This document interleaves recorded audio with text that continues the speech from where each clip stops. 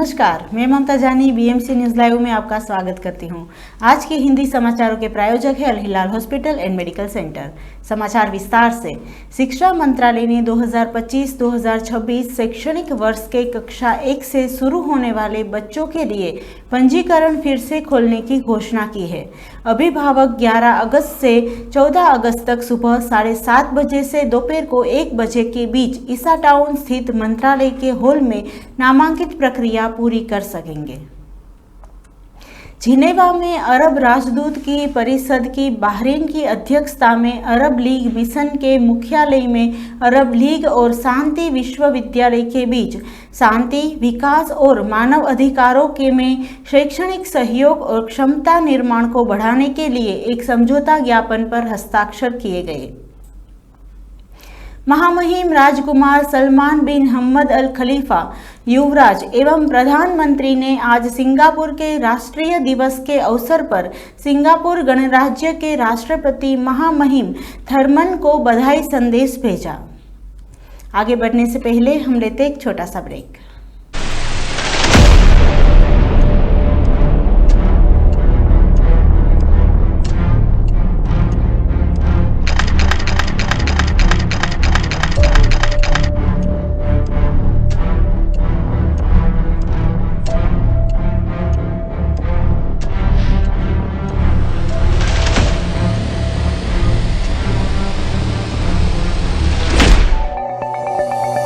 Our skin is the mirror of our soul.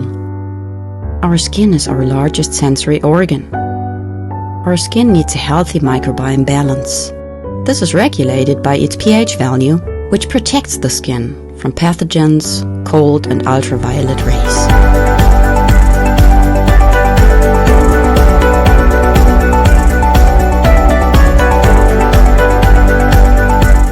Sebamed protects your skin.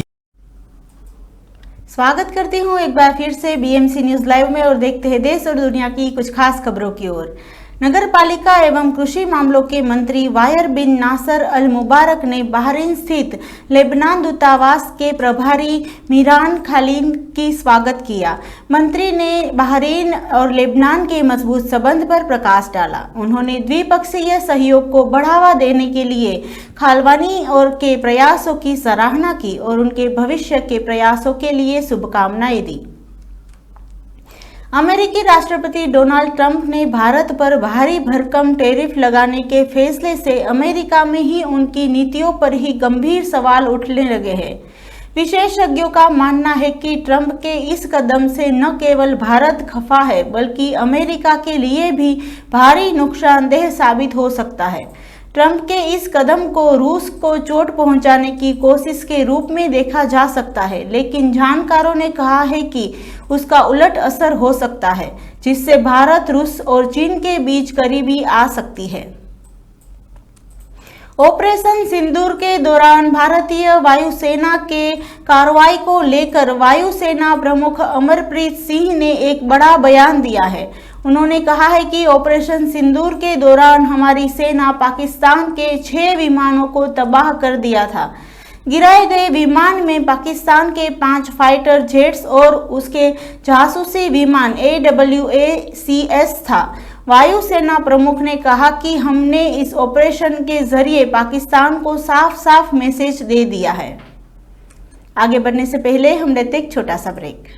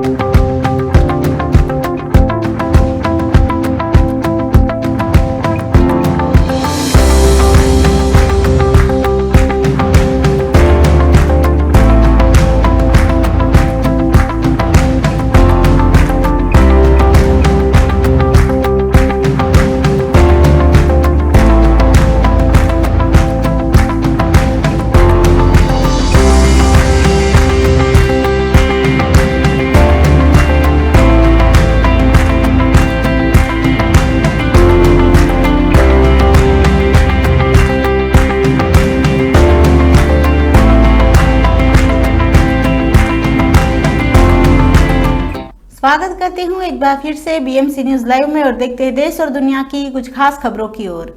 Australia में Saudi अरब के जिद्दा में चल रहे फीबा एशिया कप के पहले चरण के ग्रुप में ए के दूसरे दौर में मैच में शुक्रवार को लेबनान को 93/80 से हरा दिया। ग्रुप ई में दक्षिण कोरिया पर 97/61 की जीत के साथ अपने खिताब की रक्षा की शुरुआत करने और अब उपविजेता लेबनान को हराने के बाद ऑस्ट्रेलिया का लक्ष्य लगातार तीसरा खिताब हासिल करना है, जिससे वह 20 वर्षों में यह उपलब्धि हासिल करने वाली पहली टीम बन जाएगी।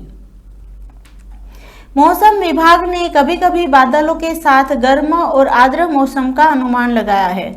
हवा मुख्य रूप से पूर्वी दिशा में 7 से 12 समुद्र मील, कभी कभी 15 से 20 समुद्र मील तक पहुंच सकती है।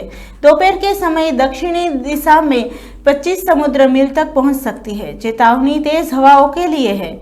समुद्र की स्थिति तट के अंदर 1 से 2 फीट, तट से 2 से 4 फीट, झोंके के दौरान 6 फीट तक बढ़ सकती है। तापमान अधिकतम 43 डिग्री सेल्सियस, न्यूनतम 34 डिग्री सेल्सियस।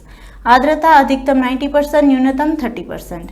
इसी के साथ आज के ये समाचार यही समाप्त होते हैं। मैं ममता आपसे विदा लेती हूँ। सब स्वस्थ रहिए, मस्त रहिए और बीएमसी न्यूज लाइव के साथ आप सबको शुभ रात्रि, शब्बा खैर।